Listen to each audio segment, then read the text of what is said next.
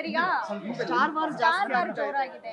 ಅವ್ರೊಂದು ಹೇಳಿಕೆ ಕೊಡ್ತಾರೆ, ಇವರೊಂದು ಹೇಳಿಕೆ ಕೊಡ್ತಾರೆ. ಅವರು ನಾನು ಬೇರೆ ಅರ್ಥದಲ್ಲಿ ಕೊಟ್ಟೆ ಅನ್ನುವಂತಹದ್ದನ್ನ ಸುದೀಪ್ ಅವರು ಸ್ಪಷ್ಟನೆ ಕೊಡ್ತಾರೆ. ದರ್ಶನ್ ಅವರು ಅವರ ಫ್ಯಾನ್ಸ್ ಮತ್ತೊಂದ್ ತರದ್ದು ಅದನ್ನ ಕ್ರಿಯೇಟ್ ಮಾಡ್ಕೊಂಡಿದ್ದಾರೆ. ಒಂದ್ ಹಂತಕ್ಕೆ ಫ್ಯಾನ್ಸ್ ಅನ್ನುವಂಥದ್ದು ಜೊತೆಗೆ ಹೋಗ್ಬೇಕಾಗಿದ್ದಂತಹದ್ದು ಈಗ ದೊಡ್ಡ ಮಟ್ಟಿನ ಗಲಾಟೆ ಗದ್ದಲಗಳು ಸೋಷಿಯಲ್ ಮೀಡಿಯಾದಲ್ಲಿ ಶುರುವಾಗಿದೆ. ನಿಮ್ಮ ಅಭಿಪ್ರಾಯ? ಫ್ಯಾನ್ಸ್ಗಳಿಂದ ಹೀರೋಗಳ ಡ್ಯಾಮೇಜ್ ಆಗ್ತಾ ಇದೆ ಸರ್. ಇದೇನಾಗಿದೆ ಅಂತಂದ್ರೆ ಫಸ್ಟ್ ಆಫ್ ಆಲ್ ನಮಗೆ ಇದೇನೋ ಕರ್ನಾಟಕದಲ್ಲಿ ಆಗ್ತಾ ಇರೋದು ಒಂದು ಹೊಸ ಇಶ್ಯೂ ತರೋದು ಅಥವಾ ಏನೋ ಸಿನಿಮಾ ನಮ್ಮ ಚಿತ್ರರಂಗದಲ್ಲಿ ಆಗ್ತಿರೋದು ಅಂತಲ್ಲ. ಇದು ಇಂಡಿಯನ್ ಲೆವೆಲಲ್ಲಿ ಎಲ್ಲ ಇಂಡಸ್ಟ್ರಿನಲ್ಲೂ ಇದೆ. ನೀವು ತೆಲುಗುಗೆ ಹೋದ್ರೆ ಇದಕ್ಕಿಂತ ವರ್ಸ್ಟ್ ಲೆವೆಲಲ್ಲಿ ಇದೆ, ತಮಿಳಿಗೆ ಹೋದ್ರೆ ಇನ್ನೂ ಹಂಗಿದೆ.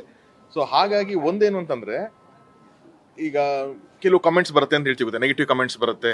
ಯಾರೇ ನೀವೇ ಒಂದು ಪೋಸ್ಟ್ ಹಾಕಿ ಮೇಡಮ್, 10ರಲ್ಲಿ 1 ನೆಗೆಟಿವ್ ಕಮೆಂಟ್ಸ್ ಬಂದೇ ಬರುತ್ತೆ. ಅವ್ರು ನಿಮ್ಮ ಫ್ಯಾನು ಇನ್ನೊಂದು ಅಲ್ಲ. ಸೊ ಹಾಗೆ ಕೆಲವರ ತುಂಬ ಮಿನಿಮಲಿಸ್ಟಿಕ್ ಜನರದ್ದು ಆ ಥರದ್ದು ಒಂದು ಮೈಂಡ್ ಸೆಟ್ ಇದೆ. ಅವ್ರು ಖಂಡಿತವಾಗ್ಲೂ ಯಾರು ಫ್ಯಾನ್ಸು ಅಲ್ಲ. ಅವ್ರು ಒಂಥರ ಇದರಿಂದ ಅವ್ರಿಗೂ ಅದೊಂದು ವಿಕೃತ ಖುಷಿ ಇದೆ. ಈ ಥರದ್ದು ಏನೋ ಮಾಡಬೇಕು, ಈ ಥರದ್ದು ಒಂದು ಪೋಸ್ಟ್ ಹಾಕ್ಬೇಕು. ಇವತ್ತೇನಾಗೋಯ್ತು, ಡಾಟಾ ಫ್ರೀ ಇದೆ ಅವನ ಹತ್ರ, ಆರಾಮಾಗಿ ಟೈಮ್ ಇದೆ, ಎರಡೂ ಇದೆ.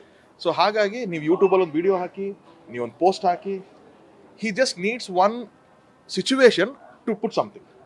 ಸೊ ಹಾಗಾಗಿ ಆ ಥರದ್ದೇನೋ ಒಂದು ರಬ್ಬಿಶ್ ನಡೀತಾ ಇರುತ್ತೆ ಹೊರತು it is not any genuine fans. ನಾನು ದರ್ಶನ್ ಸರ್ ಜೊತೆ ಕೆಲಸ ಮಾಡಿದ್ದೀನಿ, ನಾನು ಅಲ್ಲೂ ಟ್ರಾವೆಲ್ ಮಾಡ್ಕೊಂಡ್ಬಂದಿದ್ದೀನಿ, ಅವ್ರ ಫ್ಯಾನ್ಗಳು ನಾನು ನೋಡ್ಕೊಂಡ್ಬಂದಿದ್ದೀನಿ. It is not like that. ಸರಿನಾ?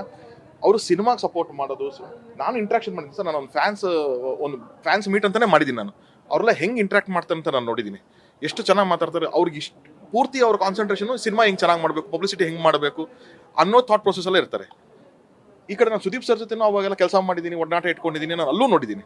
ಸೊ ಹಾಗಾಗಿ ಇದು ದರ್ಶನ್ ಸುದೀಪ್ ಸರ್ ಅಷ್ಟೇ ಅಲ್ಲ, ಯಾರೇ ಆ್ಯಕ್ಟರ್ಸ್ ಆಗಿದ್ರು ಕೂಡ ನಾನು it is not their fans. ನಿಮ್ಗೆ ಆ ಥರದೊಂದು ಏನು ಹೇಳ್ತಾರೆ, ಫಾಕ್ಸ್ ಇನ್ ಶೀಪ್ಸ್ ಡ್ರೆಸ್ ಅಂತ ಹೇಳ್ತಾರಲ್ಲ, ಹಾಗೆ ಆ ಥರದ್ದು ಯಾರೋ ಮಾಡ್ತಿರ್ತಾರೆ. ಅದು ಓವರ್ ದಿ ಇದು ಜಾಸ್ತಿ ಆಗಿ ಕಾಂಟ್ರವರ್ಸಿಸ್ ಕ್ರಿಯೇಟ್ ಆಗ್ತಾರೆ. ಪೈರಸಿ ವಿಚಾರಕ್ಕೆ ಬಂದಾಗ ಸುದೀಪ್ ಅವರು ಮಾತ್ರ ಥ್ರೆಟ್ ಆಗುತ್ತೆ ಅಂತ ಆಕ್ಚುಲಿ ಪೈರಸಿ ಬಗ್ಗೆ ಹೆಚ್ಚು ಮಾತಾಡೋರು ಇಲ್ಲ ಸರ್. ಅಂದ್ರೆ it is about voicing out sir. It is about voicing out. ನಾನು ಅದನ್ನ ಹೇಳಕ್ ಬರ್ತೀನಿ. ಅಂದ್ರೆ ಸುದೀಪ್ ಸರ್ ಸಿಕ್ಕಂತ ವೇದಿಕೆನೇ ಅದನ್ನ ಯುಟಿಲೈಸ್ ಮಾಡ್ಕೊಂಡು ಹೇಳಿದ್ದಾರೆ. ಬಟ್ ಎಲ್ಲಾ ಆಕ್ಟರ್ಸ್ಗೂ ಅದ್ರ ಬಗ್ಗೆ ಕನ್ಸರ್ನ್ ಇದೆ. ಈಗ ಫಾರ್ ಎಕ್ಸಾಂಪಲ್ ನಾನು ಮೊನ್ನೆ ಸುದೀಪ್ ಸರ್ ಇಂಟರ್ವ್ಯೂ ನೋಡಿದಾಗ ಅನ್ಸಿದ್ದೇನಂದ್ರೆ ಅವ್ರು ಹೆಂಗ್ ವಾಯ್ಸ್ ಔಟ್ ಮಾಡ್ತಿದ್ದಾರೆ, ಬಹುಶಃ ಹಂಗೇನೆ ಎಲ್ಲಾ ಆಕ್ಟರ್ಸು ಒಂದ್ಸತಿ ಅಂದ್ರೆ ನಮ್ಮ ಸ್ಕೂಲಲ್ಲಿ ಹೇಳ್ಕೊಟ್ರೆ ಗೊತ್ತಾ ಸರ್, 1 ಕಡ್ಡಿ ಇದ್ರೆ ಮುರಿಬಹುದು, 10 ಕಡ್ಡಿ ಇದ್ರೆ ನಿಮಗೆ ಒಟ್ಟಿಗೆ ಮುರಿಯೋಕ್ಕಾಗಲ್ಲ ಅಂತಂತ. ಸೊ ಹಂಗೆ ಎಲ್ಲಾ ಕಲಾವಿದರು ಸೇರ್ಕೊಂಡು ಗೌರ್ಮೆಂಟ್ ಆಗಿರ್ಲಿ ಅಥವಾ ಪೊಲೀಸ್ ಡಿಪಾರ್ಟ್ಮೆಂಟ್ ಆಗಿರ್ಲಿ ಎಲ್ಲ ಒಂದ್ ಕಡೆ ಸೇರಿ ಒಂದು ಕಂಪ್ಲೇಂಟ್ ಕೊಟ್ಟಾಗ ಮೊನ್ನೆ 1 ತಿಂಗಳ ಹಿಂದೆ ನೀವು ನೋಡಿದ್ರೆ ಹೈದರಾಬಾದ್ ಅಲ್ಲಿ ಒಬ್ಬ ಪೈರಸಿ ಮಾಡ್ತಿದ್ದವನ್ನ ಅರೆಸ್ಟ್ ಮಾಡ್ತಾರೆ. ಬೊಮ್ಮ ರವಿ ಅಂತ ಅನ್ನೋ ವ್ಯಕ್ತಿನ ಅರೆಸ್ಟ್ ಮಾಡ್ತಾರೆ. ಯಾಕೆ ಅಂತಂದ್ರೆ ಇಡೀ ಚಿತ್ರರಂಗ ನಿಂತ್ಕೊಂತಲ್ಲಿ ಸರ್ ನಮ್ಗೆ ತೊಂದರೆ ಆಗ್ತಿದೆ ಪೈರಸಿಯಿಂದ, ಒಂದು ಶೋಗೆ ಹಿಂಗೆ ಆಚೆ ಬಿಡ್ತಿದ್ದಾನೆ ಅಂತ ನಿಂತ್ಕೊಂಡಾಗ ಪೊಲೀಸ್ ಡಿಪಾರ್ಟ್ಮೆಂಟ್ ಅವ್ರ ಎಲ್ಲ ಎಫರ್ಟ್ಗಳು ಹಾಕಿ ಅವನೊಬ್ಬನ ಹಿಡಿತಾರೆ. ಅವನು ಸಿಗದೇ ಇಲ್ಲ ಅಂತಿತ್ತು, ಓಪನ್ ಚಾಲೆಂಜ್ ಅಲ್ಲಿ ಇತ್ತಿದ್ದು, ಅವನನ್ನ ಹಿಡಿದ್ರು. ಹೆಂಗ್ ಹಿಡಿದ್ರು ಸರ್, ಅದೊಂದು ಚೂರ ಆ ಒಂದು ಪ್ರೆಷರ್ ಬಿಲ್ಡ್ ಆಗುತ್ತೆ. ಯಾಕಂದ್ರೆ ಎಲ್ಲಾ ಡಿಪಾರ್ಟ್ಮೆಂಟ್ಗೂ ಚಿತ್ರರಂಗ ಒಂದೇ ಅಲ್ವಲ್ಲ ಸರ್, ಅವ್ರಿಗೆಲ್ಲಾನು ಇದೆ ನೋಡ್ಬೇಕಾಗಿರೋದು.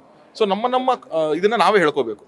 ಸೊ ಹಂಗೇನೋ ಆದ್ರೆ ಬಹುಶಃ ಇಲ್ಲೂ ಸ್ಟಾಪ್ ಆಗುತ್ತೆ. ಸೊ ಒಂದು ವಾಯ್ಸ್ ಜೊತೆಗೆ ಎಲ್ಲಾ ವಾಯ್ಸ್ಗಳು ಸೇರ್ಕೊಂಡ್ರೆ ಇನ್ನು ಬೆಟರ್ ಆಗ್ಬೋದು. ಸುದೀಪ್ ಅವರ ಹೇಳಿಕೆನ ವಿಜಯಲಕ್ಷ್ಮಿ ಅವರು ತಪ್ಪಾಗಿ ಅರ್ಥೈಸ್ಕೊಂಡ್ರು, ಹಾಗಾಗಿನೇ ಇದಾಯ್ತಾ ಇಷ್ಟೊಂದು ಗದ್ದಲಗಳು, ಫ್ಯಾನ್ಸ್ ಬಹಿರಂಗ ಹೇಳಿಕೆಗಳು, ಅವ್ರಿಗೆ ಇವ್ರಿಗೆ ಬೈಯೋದಾಯ್ತಾ ಅನ್ನುವಂಥದ್ದು ತಪ್ಪಾಗಿ ಅರ್ಥ ಆಯ್ತಾ ಅಂತ.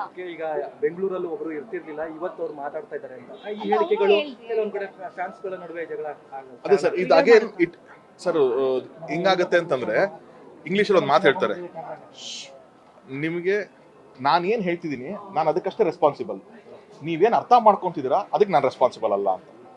I am only responsible for what I talk, not for what you understand ಅಂತ. ಹಾಗಾಗಿ ವಿಜಯಬಾಬಿ ಕೂಡ ಅವ್ರು ಬೇರೆ ಯಾವ ಪರ್ಸ್ಪೆಕ್ಟಿವ್ ಅಲ್ಲಿ ಹೇಳಿರ್ಬೋದು, ಸರಿನಾ? ಕೋಇನ್ಸಿಡೆನ್ಸ್ಲಿ ಹಿಂದಿನ ದಿವಸ ಅದಾಗಿರೋದಕ್ಕೂ ನೆಕ್ಸ್ಟ್ ದಿವಸ ಅವ್ರ ಈವೆಂಟ್ ಆಗಿರೋದಕ್ಕೂ ಹುಬ್ಳಿ ಈವೆಂಟ್ ಕೂಡ ಪ್ಲಾನ್ ಇರಲಿಲ್ಲ, ಅದು 1 ವಾರದಿಂದನೂ ಹೇಳ್ಕೊಂಡ್ ಬಂದಿದ್ದಾರೆ ನಡೆಯುತ್ತೆ ಅಲ್ಲಿ ಅಂತ. ಅಂಡ್ ಬಾಬಿದು ಥಿಯೇಟರ್ ಟೂರ್ ಕೂಡ ಅದನ್ನು ಪ್ಲಾನ್ ಆಗಿತ್ತು ಮುಂಚೆನೆ. ಸೊ 2 ಸಿಚುವೇಶನ್ ಹಿಂದೆ ಮುಂದೆ ಬಂದು ಬಹುಶಃ 2 ಸ್ಟೇಟ್ಮೆಂಟ್ನ ರಾಂಗ್ ಕನೆಕ್ಟ್ ಕೂಡ ಆಗಿರ್ಬೋದು. ಅದು ಇಬ್ರು ನೀವು ಅದರಲ್ಲಿ ಸುದೀಪ್ ಸರ್ ಜಸ್ಟಿಫಿಕೇಶನ್ ಕೊಟ್ಟೇ ಬಿಟ್ರು, ನಾನು ಏನು ಕೇಳಿದೆ ಅಂತ ಅಂದ್ಬಿಟ್ಟು ಅಂತ. ಸೊ ಮೇ ಬಿ ಅವ್ರು ಕೂಡ ಅವ್ರದ್ದೊಂದು ಜಸ್ಟಿಫಿಕೇಶನ್ ಇರುತ್ತೆ. ಲೆಟ್ ಅಸ್ ನಾಟ್ ಮಿಸ್ಇಂಟರ್ಪ್ರೇಟ್ ಅಂತ ಹೇಳ್ತಾ ಇರೋದು. ಅದು ಮೇ ಬಿ ಈ ಥರ ನಾವು ಇನ್ನೊಂಚೂರು ಸೆನ್ಸಿಬಲ್ ಆಗಿ ಮೀಡಿಯಾದವರೆಲ್ಲ ಸೇರ್ಕೊಂಡು ನಾವು ಹಿಂಗಲ್ಲ ಅಂತಂದ್ರೆ ಬಹುಶಃ ಅದು ಬಿಟ್ಟು ಮುಂದಕ್ಕೆ ಹೋಗ್ಬಿಡ್ತಾರೆ ಅಂತ ನಾನು ಫೀಲ್.